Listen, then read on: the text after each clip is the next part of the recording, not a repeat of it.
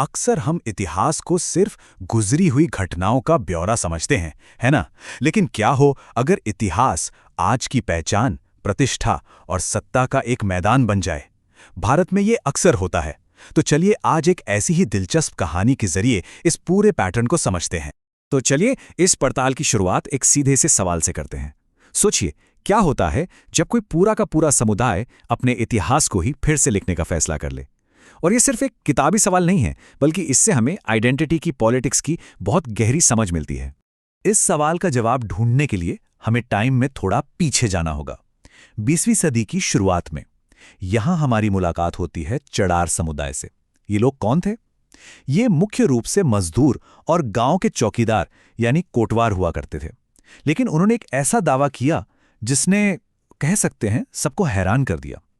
उनका कहना था कि वो कोई और नहीं बल्कि राजपूत यानी क्षत्रिय योद्धाओं के वंशज हैं।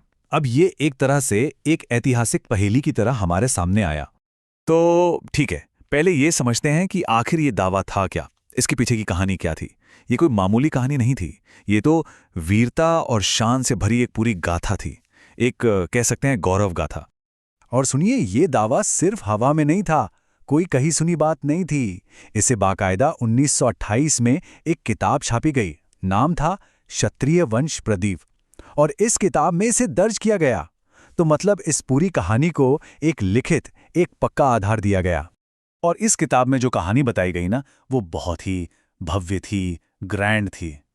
कहानी कुछ यूं थी कि उनकी शान पृथ्वीराज चौहान के दौर तक फैली थी, उनकी बहादुरी कन्नौज की मशहूर लड़ाई में साबित हुई थी, और उनका वंश ऊंचा और सच्चा था।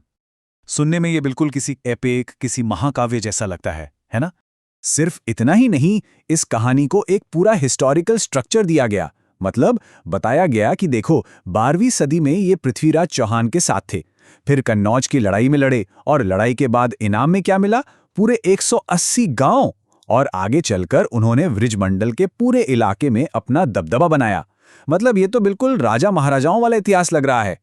कहानी तो सुनने में जबरदस्त है, इसमें कोई शक नहीं। लेकिन अब जरा एक इतिहासकार का चश्मा लगाकर इसकी पड़ताल करते हैं।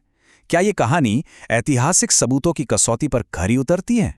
और यहीं पर सबसे बड़ा, सबसे जरूरी सवाल खड़ा होता है। ये जो पूरी भव्य कहानी है, ये जो पूरी गाथा है, क्या इसका जिक्र उस दौर के असली फॉर्मल हिस्टोरिकल रिकॉर्ड्स में कहीं भी मिलता है? तो जब हिस्टोरियंस ने सबूत ढूंढना शुरू किया, उन्होंने क्या देखा? उस जमाने के फारसी दस्तावेज देखे, पत्थरों पर लिखे शिलालेख देखे, जमीन के दान पत्र देखे, मतलब हर तरह के प्राइमरी सोर्स को खंगाला। और नतीजा ये कि इन सभी जरूरी सोर्सेज में इस गहलोत चिराड़ राजपूत वाली कहानी का कहीं कोई नामो निशान नहीं मिला।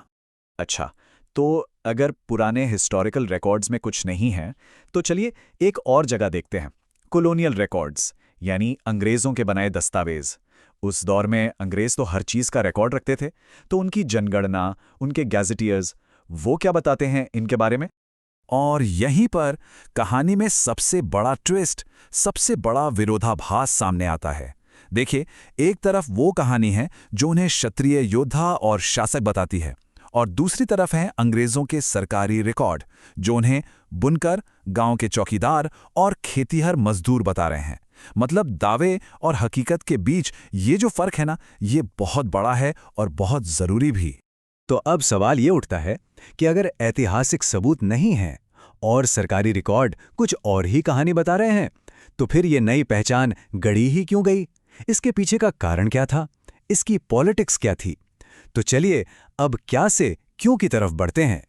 इसका जवाब हमें मिलता है उस दौर के सोशल माहौल में। हम बात कर रहे हैं 1920 के दशक के भारत की। वो जो दौर था ना, वो जबरदस्त उथल-पुथल का समय था।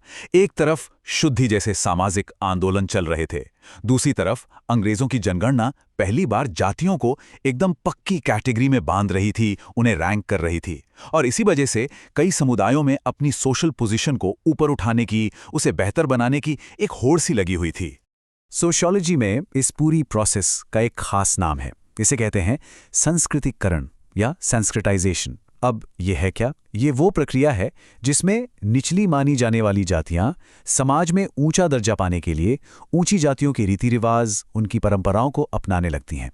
और इसी संस्कृतिकरण का एक और स्पेशल फॉर्म है क्षत्रियकरण, यानी क्षत्रियाइजेशन। ये क्या है?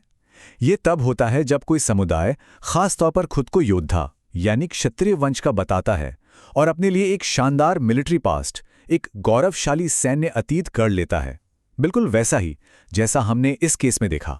इस पूरे दावे का एक बहुत बड़ा आधार क्या था? बस नामों का मिलता जुलता होना, चिराड़ और चड़ार। लेकिन देखिए, इतिहास में सिर्फ नाम के साउंड को एक जैसा होने से उसे सबूत नहीं मान लिया जाता, और यही इस पूरे दावे की सबसे कमजोर कड़ी थी।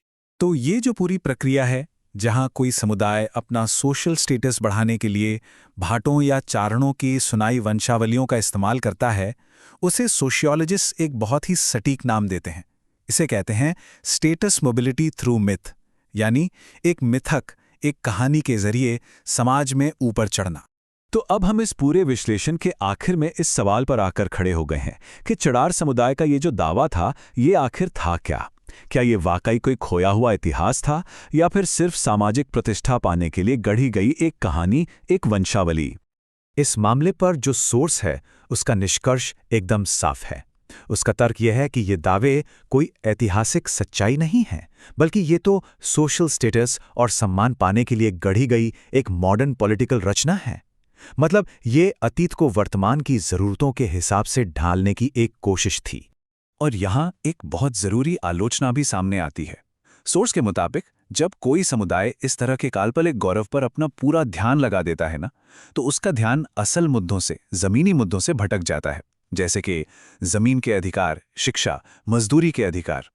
तो ये पूरा विश्लेषण हमें एक बहुत बड़े और सोचने पर मजबूर कर देने वाले सवाल के साथ छोड़ जाता है कि आखिर कौन सा इतिहास ज्यादा मायने रखता है, शानदार कल्पनाओं से भरा हुआ इतिहास या आखिर रोजमर्रा के मेहनत और संघर्ष की हकीकत बताने वाला इतिहास? इस पर सोचिएगा जरूर।